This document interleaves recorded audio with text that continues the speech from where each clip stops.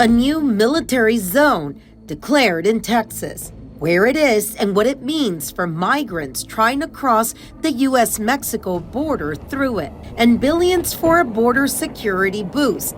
Walls, tech, and surveillance, where the feds are proposing putting it all. I'm Yami Virgin with Sinclair Broadcasting, and this edition of Immigration Crisis, the fight for the southern border. It's a second military zone declared along the U.S.-Mexico border. This one is near El Paso's Fort Bliss. And what it means for migrants now caught crossing there, you're about to hear. Miles of open land, beautiful Texas country that for many means finding the American dream if they can cross the border undetected. Border Patrol has a group spotted on camera. Terrell County Sheriff Thaddeus Cleveland keeps an eye on the border with the help of Border Patrol and DPS. As of last week, parts of the U.S.-Mexico border, about 300 miles away from Terrell County, have been reclassified by the Department of Defense. A 63-mile stretch near El Paso has been annexed as part of the Fort Bliss installation, giving active duty troops the authority to detain anyone who enters without permission. This is the second zone created in the last 2 months. The first in New Mexico, where an area near Fort Huachuca was annexed as part of that military base, where more than 80 migrants have been charged with Title 50, a federal trespassing law that's rarely used. There's a legal element and there's a narrative element. And on both of those fronts, I have to concede it's definitely creative. It's not something I wish had happened. Because I don't think I personally don't think it's a positive policy decision. Retired U.S. Army Lieutenant Colonel Geoffrey Corn is now the director of the Center for Military Law and Policy at Texas Tech University School of Law. He explains that under U.S. law, troops are not supposed to enforce domestic laws, but the administration found a way to sidestep the law by declaring public land a military installation. By expanding these military installations through an invocation of the National Emergencies Act, which means the president, while he normally would have to go to Congress to do that, is able to do it on his own. He's just bypassed the restrictions of the Posse Comitatus Act and enabled federal military forces to enforce custom and immigrations law through the fiction, if you will, of protecting the military installation. So it was creative. Korn also tells us that there are two issues with what the administration has achieved, the legal side of it and the narrative of expanding the military installation because, quote, we are being invaded. From the narrative perspective, everything that the Trump administration and the Trump campaign has done has been to try and characterize the flow of migrants to the United States as an invasion. Sometimes even the invocation of the Alien Enemies Act on the theory that it's a predatory invasion. The former military colonel also worries that soldiers are trained to be in areas of combat, not enforcing civil law. Their mentality for use of force is more instinctively aggressive. That's what you train for in war. Sheriff Cleveland believes they could be used in a different way. And I've always said, why not bring the Department of Defense down to the border to train their pilots of the unmanned aerial systems? You've got a real live area that they can actually train, detect people, assist with apprehensions. The same thing they would be doing in a battlefield overseas somewhere, they can do right here on our home border and actually add further protection to the border. Professor Korn points to past incidents like the 1997 shooting of Ezequiel Hernandez, a teen who was tending to his family's goats, by Marines in Presidio, Texas, as proof of what can go wrong when the military is pulled into policing roles. He wasn't trained to use force in a very graduated and restrained way that we expect out of Customs and Border Protection or state troopers or whatever it may be. Both Korn and Cleveland agree on one thing. The number of migrant crossings continues to decline since last year, and the National Guard units already deployed by the state as part of Operation Lone Star have been doing the job intended. And the interview with the colonel was actually very interesting, and you learn a lot. And I really wanted people to hear that this week. So here's the whole interview with retired Lieutenant Colonel Korn. Second one. So here's the entire interview with retired Lieutenant Colonel Korn, who now teaches at Texas Tech. When you heard this was happening, a second military zone in El Paso, in the El Paso area, what were your initial thoughts? Well, as I told the reporter for the Texas Tribune, although I don't think it got in there, I think my reaction was there are two elements to this. There's a legal element and there's a narrative element. And on both of those fronts, I have to concede it's definitely creative. It's not something I wish had happened, because I personally don't think it's a positive policy decision. But let's look at it from those two angles. From the narrative perspective, everything that the Trump administration and the Trump campaign has done has been to try and characterize the flow of migrants to the United States as an invasion. Sometimes even the invocation of the Alien Enemies Act on the theory that it's a predatory invasion. And we hear this all the time. So what manifests objectively reinforcement of that notion of invasion? Well, put the military on the border, because the military's, I mean, probably the most fundamental job, although we haven't had to do it, thank goodness, for a long time, is to repel an invasion. So I think in some ways, and you know this because of your reporting on the border, this is a solution in search of a problem, because the numbers and the type of people that are coming across that border objectively contradict the narrative of invasion.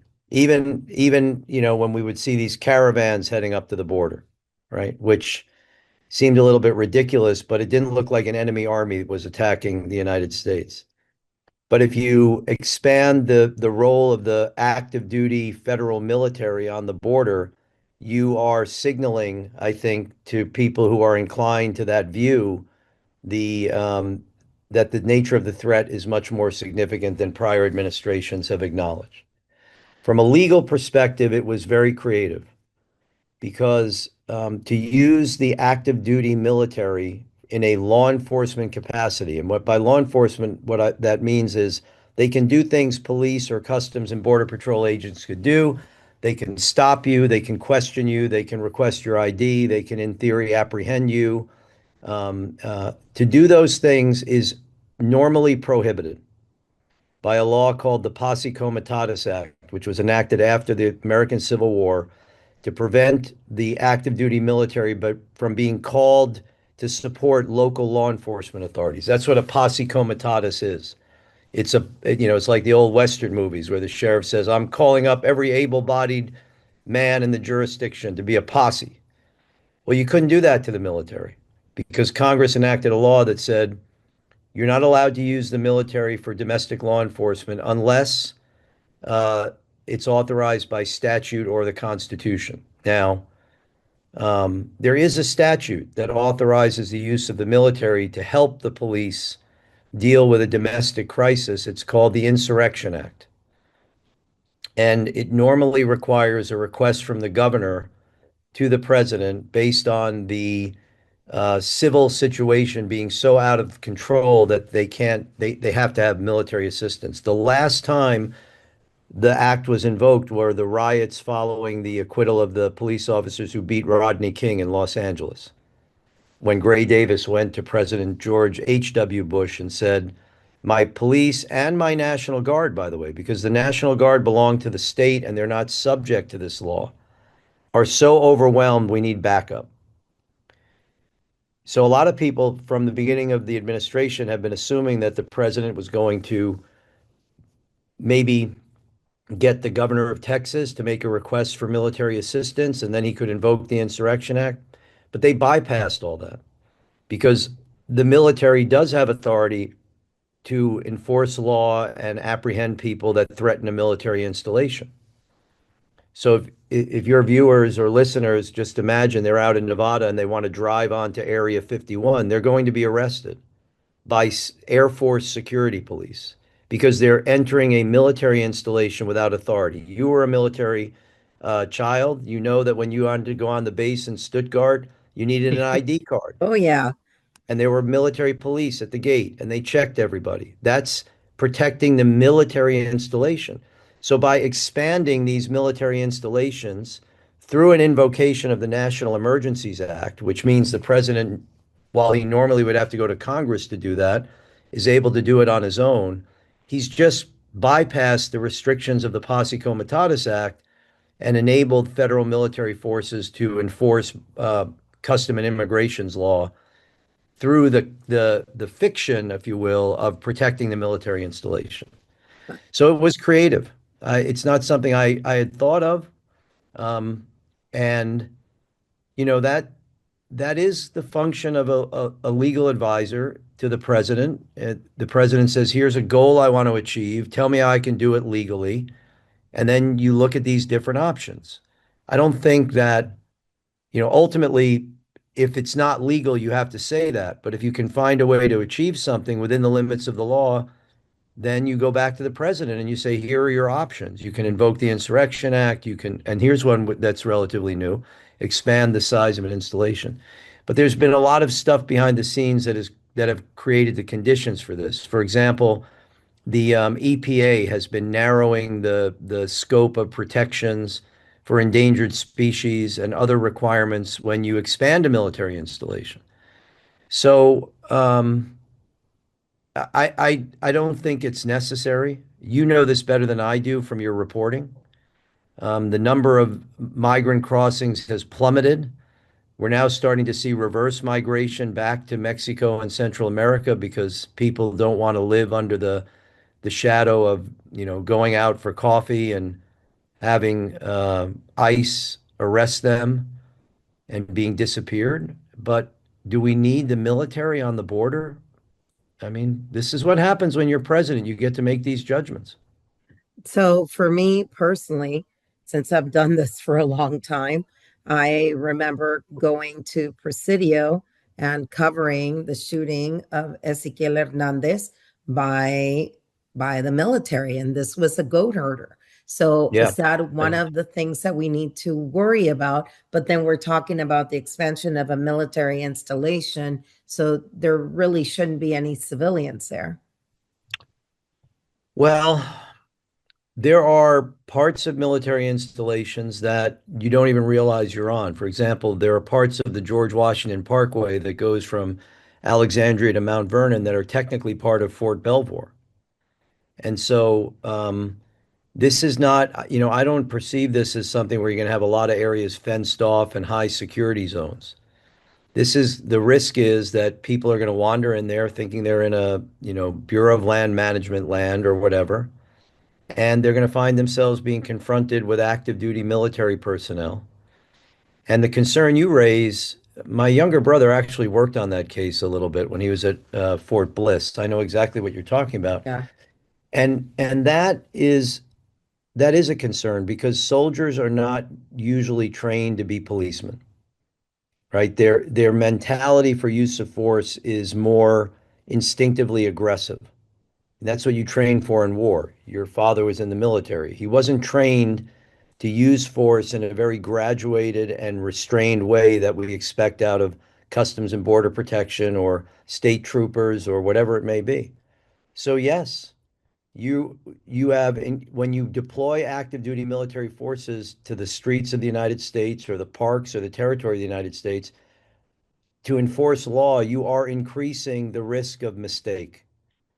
And this is why, even when in the past, for example, in the LA riots, when President Bush ordered soldiers from Fort Ord, California, and Pendleton in San Diego, Marines, to go help the LA situation, they created teams where you would have one police officer and then a number of military personnel. And the idea was they were giving the police officers some muscle, but if anybody had to be arrested or questioned, we would want the police officer to do that.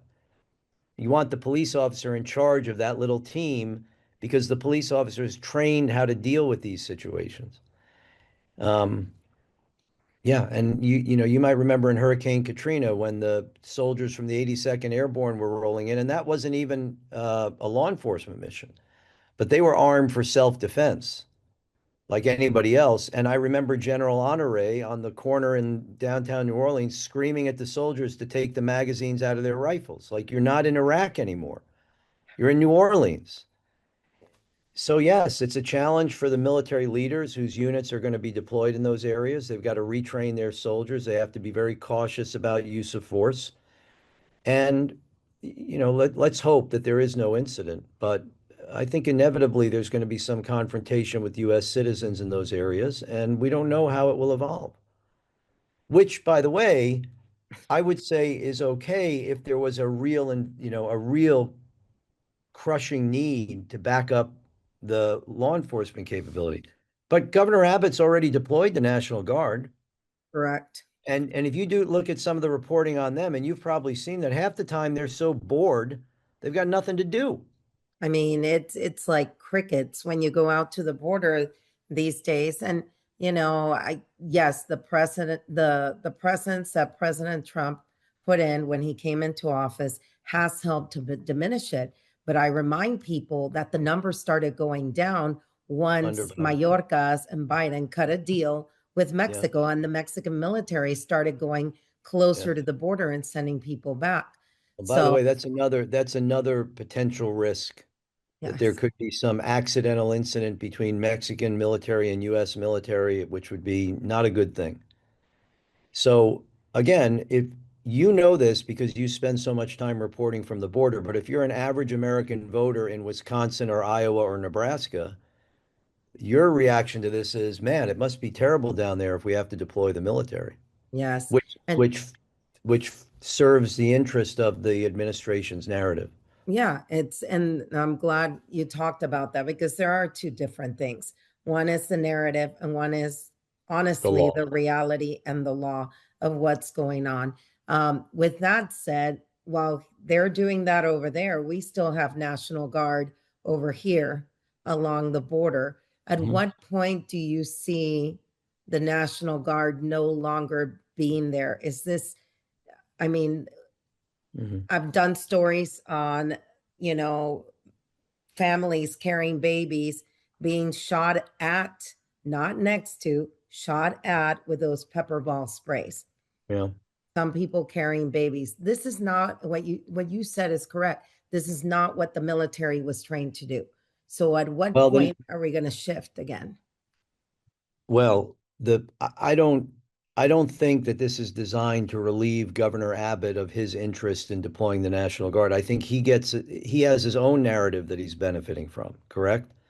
He's played to this border crisis like the entire Republican Party has played to it. So they can operate. The benefit of the National Guard, by the way, is they're not subject to that restrictive law, so long as they're working for the governor. If they're called into federal service, then they're subject to that law. But normally what happens is, even in the LA riots, the president didn't bring the California National Guard into federal service. He left them under state control because they have more authority to act under that umbrella. So Governor Abbott doesn't have to worry about, is the area a military installation? He can use the National Guard wherever he wants to. So I think this is, again, it's going to be limited to those areas where the Secretary of Defense can expand the zone of the military facility, kind of federal lands that are not under state authority right now. And then they'll continue to rely on the state to put the National Guard soldiers in other areas to reinforce that perception of guarding the border. You being a military person, what do you think is going through the minds of those soldiers that are out there now, that now their duties have now include taking care of an immigration problem Yeah, that's I actually mean, declining? I think you get a lot of different answers from the troops. I don't want to speculate. I think, look, for some of the soldiers, I remember when they were loading on the plane to go to Bosnia, and a CNN reporter went to some private and said, "Why are you going to Bosnia?" He said, "Because my sergeant told me to." Right? So for some of them, they do what they're told. It's But I do think there is going to be a minority of service members who feel like this is not what I signed up for. Um, and then there will be some who think they're very excited about being able to help advance what they believe is the security of the nation. I think you'd have a variety of different reactions, even higher level commanders. Some will view it as, they won't say it, but they'll view it as a distraction from their normal training and warfighting mission. Others will think of it as a beneficial operation because you have to get the troops there, you got to feed them, you got to provide fuel, food, shelter. So they're practicing deploying and practicing conducting operations. I don't think you would ever find any type of uniform sentiment within the military, and they shouldn't be talking about it that way anyway, because the orders are lawful until a court says otherwise, and their duty is clear, which is to obey the lawful orders of the civilians appointed above them. So they're going to do their duty, and it's just going to create challenges. I mean, if you take a unit from Fort Bliss or Fort Cavazos and send them down to the border, you're putting them in an environment they've never been trained for, Yeah. and that's going to take a lot of effort to prepare them for that mission. Let me ask you this. I know what keeps me up at night being out on the border when I go out to Terrell County, Sanderson, when I'm out in the brush in the middle of the night, and most of the people they're picking up are people that want to come work here, most Of of them. course. But what keeps me up at night are the people that we're not stopping, the people that belong to terrorist groups that have gotten in. I mean, there's no way that they have not gotten in. Mhm. We try and try. I know in Panama, they've stopped, I think it was last month or the month before, 8 people on the terror watch list. Mhm. So what else are we not doing to protect the border other than what we're seeing right now? Expansion of a military installation. That's like an easy place to cross. What about the other areas?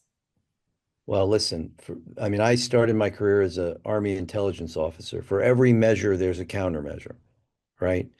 If the money is right and they're determined enough, people will get them across the border. You can build a wall along the whole border. They'll figure out ways to penetrate. Look what happened in Gaza.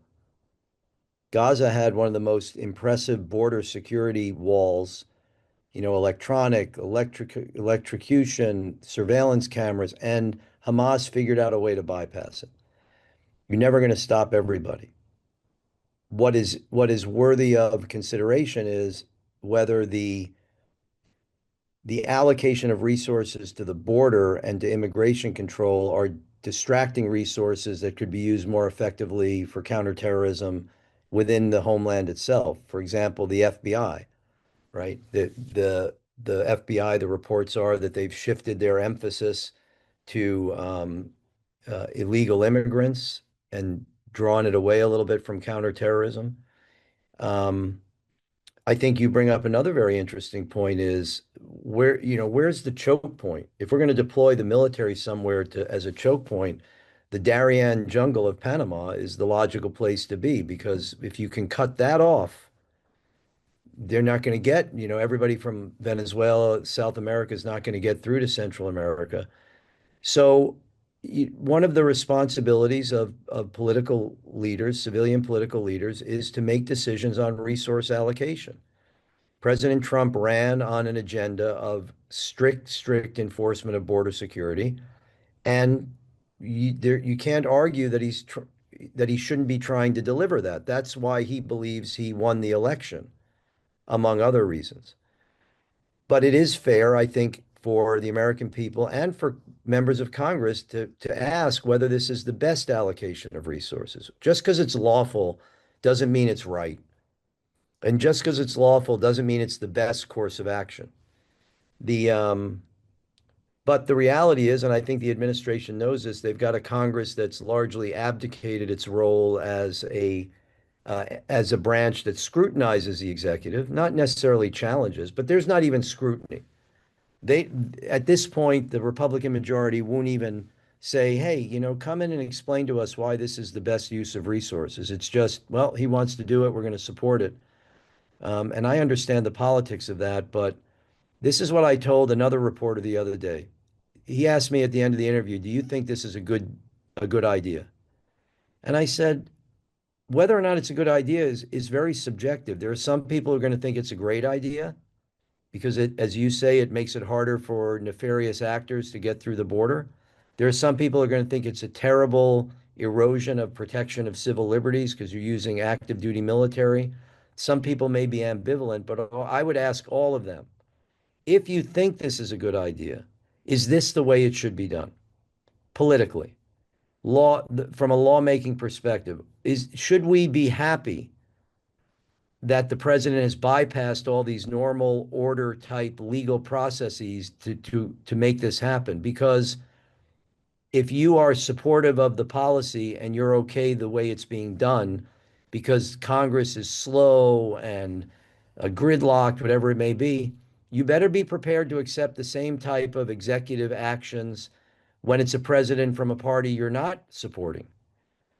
And I think that, for me, as somebody who teaches national security law, that to me is the real issue. Not is it a good thing or a bad thing? Presidents have the responsibility to propose policy and then sell it to the American people. And then Congress has a responsibility to be inquisitive and critical and determine whether or not they agree that this is the best course of action. And without that, we start to drift towards unitary power and away from the model of, in constitutional rock, you learn about 3 co-equal branches of government. The truth is that they're not truly co-equal. The Congress is the most powerful branch of government. And there's supposed to be friction between Congress and the president. That friction creates good policy, and it's all being bypassed now. And I think that's what viewers really ought to consider. Not necessarily whether you think it's a good idea or a bad idea, but is this the way we want these actions to be implemented in our nation? And I think you brought up a good point that I often, when I talk to people, I tell them, it's not whether you're, Republican, Democrat. It's just seeing what's happening with the laws that we have there. And you hit it on the nose.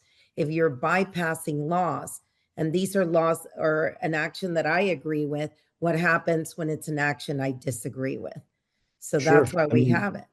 That's why we have the laws. That's exactly right. The president is able to do a lot of this because he invoked the National Emergencies Act. What happens when a Democratic president invokes it for assault weapons? And then says, we'll take him until the courts tell us to stop. I mean, the Second Amendment people would be blowing their tops. And I'm not saying that I think that should happen or would happen, but whatever processes you endorse here, you have to be willing to accept in other contexts. And I want to clarify one thing. I don't think anything the president has done vis-a-vis this expansion of military installations is unlawful. It Correct. certainly hasn't been declared that yet. He is relying on statutory authority and the power of his office. That's understandable to implement his agenda. Again, the question is are we comfortable with invoking a law that's designed for national emergencies and then using that law that enables you to bypass having to go to Congress and say, I'd like to expand a military installation. Will you give me statutory authority, and go through all the debates and hearings that would involve? And some people will say yes, because it's way more efficient. It gets it done faster. But the founders of our nation did not create the 3 branches of government to produce efficiency. They created it to preserve liberty. And sometimes efficiency and the preservation of liberty are inconsistent. Our Jordan elder now tells us how Congress is planning on boosting border security with new technology. Billions of dollars worth of technology.